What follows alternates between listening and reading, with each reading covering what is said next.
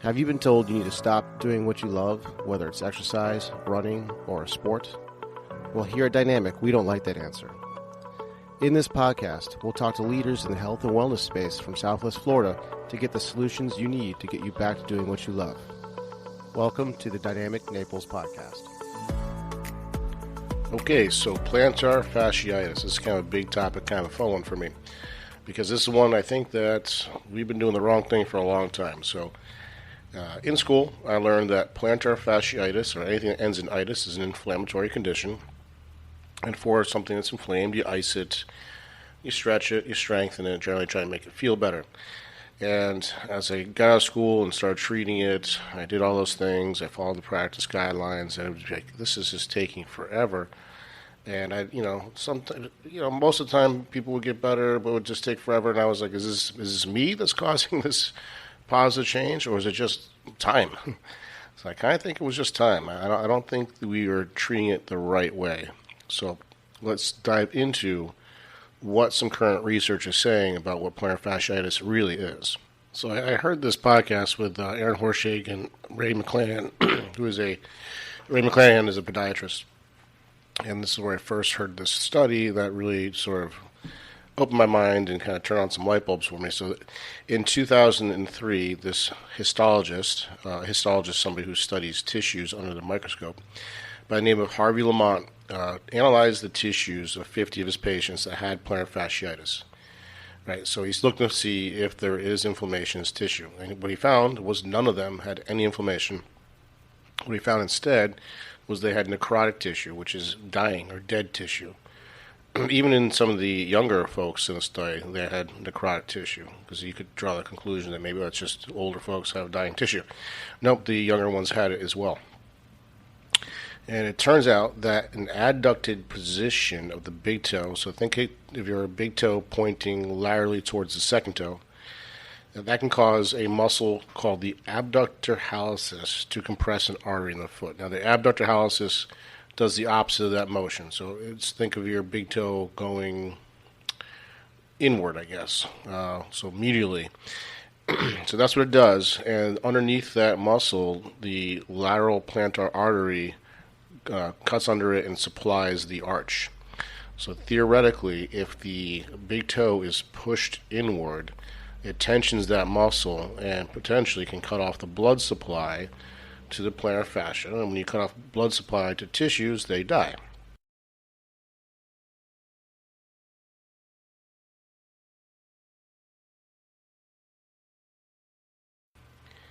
Now, fast forward to 2019, and a study entitled Passive Hallux Adduction Decreases Lateral Plantar Artery Blood Flow, a preliminary study of the potential influence of narrow toe box shoes, was performed. So 2019, they took 45 healthy volunteers, 20 females, 25 males, average age of 24.8 plus about 7 years. And they looked at the arch height. They measured that, and they took blood flow measurements using an ultrasound. And they looked at plantar artery for 120 seconds. So 60 seconds at rest, and then 60 seconds of passive hallux adduction. The hallux is your big toe. So what they did is just manually push the toe over, and with ultrasound, look at the blood that's passing through that artery. And what they found was an immediate decrease to blood flow in the lateral plantar artery by 60% immediately. What is kind of interesting is some of the individuals then corrected to a 22% decrease. So it seems like they rebounded, which could suggest why some of the individuals may be able to adapt to certain shoe wear. And yes, shoe wear is probably what's causing this. This is what the authors concluded. So let's dive into that. So your typical shoe, even if it's called a running shoe, is really most of the time a vanity shoe. If you look at, there's kind of three things that I look for in a shoe. I look at the heel-to-toe ratio, the drop it's called, to see if there's elevation towards the heel, which most of them have. I look at the toe box. That's where your toes reside, and I look to see if that's narrow or wide. And then I look to see if there's a toe spring. So a toe spring is when you look at a shoe from the side, you'll notice that the toe portion kind of points upwards towards the air. you could slide your, a couple fingers underneath the toes of the shoe. And those three things together, over time, if your foot's in there, your foot will adapt to that position. So what that looks like, and I know if you're a therapist, you've seen this position all the time, is a plantar flexed foot. So picture your foot pointing down towards, like you're stepping on a gas pedal. That's plantar flexion. And then the toes are kind of mashed together, usually causing a bunion, by the way. And then the toes all point somewhat upwards, so they're an extension. And if you look at the shoes that you're in and your foot looks like that, that's because they've morphed into the position you put it in. That's how tissues adapt. Tissues respond to whatever position you're in. That's why sedentary folks tend to have that bent over look at the grocery store. They've kind of morphed into the shape of their couch. This is all actually really good news because, first of all, the necrosis can be reversed by taking the strain off the artery. And once you understand these principles, this becomes pretty darn easy and quick to treat. So what do? You just combat those things, right? So you first would stretch the toe extensors. So I would do a toe flexion stretch. You would space out the toes. You want that big toe away from, you want to be able to at least put like a finger between your big toe and your second toe, without having to pull it out. So toe spacers are a really easy option there. You can wear them at night, walk around the house in them. And then, stretch the calf, gain more dorsiflexion back. So you just do the opposite of the adaptation that your foot has acquired. And I think this is where any protocol for plantar fasciitis, they'll always, talk about stretching the calves. Well, that part they got right. And then that's maybe why we did decent sometimes with plantar fasciitis. Now, what about the good old-fashioned rolling your foot on a frozen water bottle? Well, I think if you want to roll your foot on something firm to just make it feel better, I think that's totally fine. I do that with my patients. I'm not a huge fan of using the cold, though, for that. If anything, I want to enhance blood flow to that artery, not inhibit it. And, cold is a vasoconstrictor. Now, I don't think it's going to have a huge impact if you're just doing it for a minute or two. But I would rather just use a lacrosse ball or, like a foam roller or something like that. I do think some soft tissue work to the calf is a good idea. And then some manual stretching of the toes, or like basically taking your fingers and spacing your toes out. You could even take your heel of one foot and then kind of wedge it between your big toe and second toe and kind of hold it there for a few minutes. It's a good way to space out the big toe from the second toe. And again, the whole idea there is to decrease the pressure, or basically the strain of that muscle that compresses the artery that feeds the fascia. So what kind of shoes do you want to wear? Well, it kind of depends on where you are in your goals, but I personally love Vivo Barefoots. There's lots of other ones, zeros. You basically want to look for the opposite of that typical pattern. So you want a zero heel drop.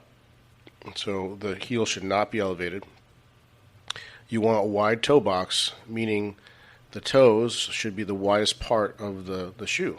So they might look a little funny because you're not used to seeing them that way, but that's a natural foot position. And if you think, oh no, I was born with narrow toes or whatever, I mean, if you find your baby toe prints, like everybody's toes are the widest part of their foot. That's the natural human position. And then I look for zero toe spring too. So when you just put the shoe on the ground, do the toes come up at all, or are the toes flat on the ground? That's the ideal shoe. Vivo nailed it with that. There's other brands too. Now I will say though, if you're used to being in a high-heeled shoe, or even wearing high heels, and you're in a very plantar flexed position, going directly from something like that right to a Vivo Barefoot is just a transitional stage you're going to go through. It's going to be very painful. I know this for a fact from hockey. So I've been barefoot basically for the past couple of years, and because of that, my feet have widened out. When I put on my ice hockey skates, they're very narrow, and so at the beginning of the season, like the first couple skates, my feet are in tremendous pain because it's just such a drastic change too fast. The body doesn't like quick change. So if you are typically wearing high heels to work, or you're wearing an elevated shoe, probably the next pair of shoes you should get should be somewhere in between that minimal, zero drop shoe. So something with less heel. Transition slowly. Be nice to yourself. And then eventually aim to have something that's completely flat across. When you're getting there, when you're getting towards the end of being able to get into a shoe like that, you should be barefoot more often. Even just do barefoot Saturdays around the house. I think that's a great idea. I know a lot of the advice out there, because my father had this, and his podiatrist said never be barefoot. So my dad's like terrified to be barefoot in his own house, which is kind of weird. I get why they say that because of that transitional phase. It's so painful. I'm sure podiatrists and whoever makes that recommendation is used to hearing people say to them, I was feeling a bit better, then I went barefoot, and now my feet are killing me. Well, it's just because that transitional phase came on too fast. That's all that is. Which leads me to another, I would say, dogmatic recommendation to never wear flip-flops. Now, I live in Florida. I've been in flip-flops for 2 decades now. No foot pain besides when I put on my hockey skates. I actually think, I wear Havaianas, which are flat across. They have a natural built-in toe spacer.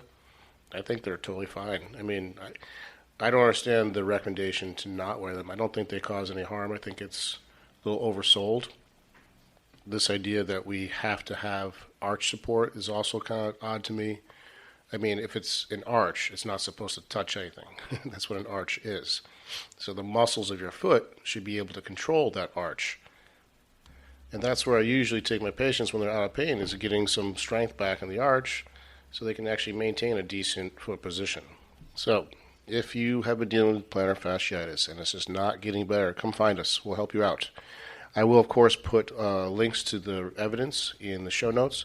I will also put a link to some toe spacers. Yes, I do have an affiliate account with them, but I really do believe they work.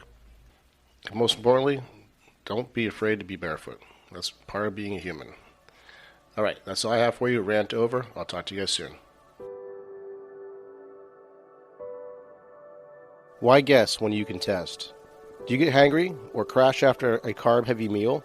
These could be indicators that there is a dysfunction in your blood glucose regulation. If left unchecked, it can lead to irreversible changes. If you catch it quick enough, you can make diet and lifestyle changes that will get your levels where they need to be. 88% of Americans are pre-diabetic and don't know it. Diabetes underpins many of the pathologies we deal with in this country, such as obesity, high blood pressure, heart disease, and stroke. For some reason, it is rarely screened with your physician, and if they do test for blood glucose, it's usually with an A1C or a fasting glucose, which can sometimes give you a false negative. NutriSense is a company that supplies continuous glucose monitors. We've paired with NutriSense to get you real-time data to see how your physiology responds to glucose. The NutriSense app lets you track your daily activity to see how food, sleep, exercise, and stress impact your glucose. You can log or import this data into the NutriSense app to see the effect on your blood glucose levels as soon as it happens. Use the code DrChris25 for $25 off your order today. Do you have unexplained pain, or do you wonder just how healthy you are? When was the last time you had your blood tested? Blood chemistry analysis is a great tool to stay ahead of any health conditions, and now you can have control of your health with Let's Get Checked. Let's Get Checked is an incredible company that sends blood tests to your home. You can choose from over 30 different tests, whether that's thyroid function, testosterone, micronutrient, cholesterol, or C-reactive protein, which is a marker for inflammation. It is sent to you with free shipping, and you get your results in 2 to 5 days. No physician referral needed. Use the code DPT25 for 25% off. You can find links in the show notes. Did you know that you can get started with physical therapy without a physician's referral? Physical therapists don't just solve pain, we get down to the root cause and keep it from coming back. We also discuss all things health, such as nutrition and lifestyle changes. If you feel that you could use some help, let's get on a free consult call. Go to www.dynamicnaples.com and sign up for a free call. Also, if you like this podcast, please give us a rating wherever you listen to podcasts. It helps us spread the message. Thanks for listening, and we'll see you next week.